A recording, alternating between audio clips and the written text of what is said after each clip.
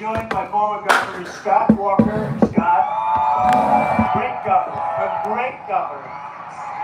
You're coming with us, Scott. You're coming with us. Thank you very much. And a friend of mine for a long time, another great one. This was a great one. I don't know, I've heard he's like the most popular person in your whole state. Although Scott's right there too. Tommy Thompson. Tommy Thompson. Tommy, thank you. And Tommy, I hear you're heading up the Trump campaign in Wisconsin, right? Right? All right, we're all done with that, Tommy. I like that. Tommy's heading it up. How the hell, can I do better? I don't think so, right? Thank you, Tommy. We appreciate it very much. Scott, thank you very much. House Republican leader, Steve Scalise, very brave guy. Steve, thank you, Steve. Thank you very much. And members of Congress, a real warrior, Derek Van Orden. He cannot take no for an answer. Thank you very much. Thank you, Ed. Thanks, Derek. That's great. Brian Stile took the place of somebody that wasn't nearly as good as him. Doing a much better job than his predecessor. Thank you very much. That's great. And he's working on all sorts of J6 scams and hustles and what's happened. And he's in charge of the committee. And I hear you're doing a fantastic job. And you're going to make sure that we have an honest election in the great state of Wisconsin, right? This area. Thank you very much. Great job. Appreciate it. Another friend of mine, Glenn Grothman. Glenn, thank you very much. And we all know he's here because I heard he made a great speech before and people really like him. He came sort of, nobody knew him too much. All of a sudden they say, he's a smart guy, and he's a very smart guy. Vivek Ramaswamy.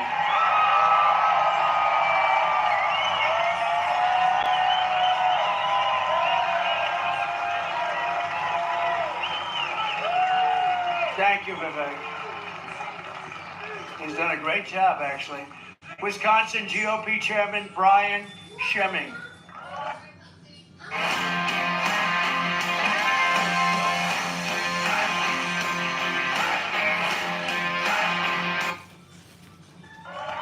Thank you, Brian. Very important guy. We're gonna win it. We're gonna win it. We gotta win it. Thank you, Brian. And the next candidate from Wisconsin's 8th congressional district, Tony Weed. Tony, thank you. Great. Oh, another central casting guy. Wow. They have good-looking people in this state, don't they, huh? Wow. That's great. Good. Thank you, Tony, very much. You're going to do great. From the very first day that we take back the White House from crooked Joe Biden, I believe we are going to have the 4 greatest years in the history of our country. Before I even arrive at the Oval Office, shortly after we win, it's about us. After we win the presidency, I will have the horrible war between Russia and Ukraine settled. I get along with both of them very well. Should have never happened.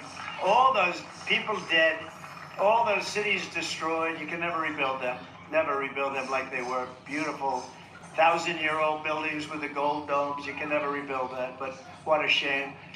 And one thing I'll do that nobody else can say, they cannot not even talk, I know all the players, I will prevent a thing called World War III.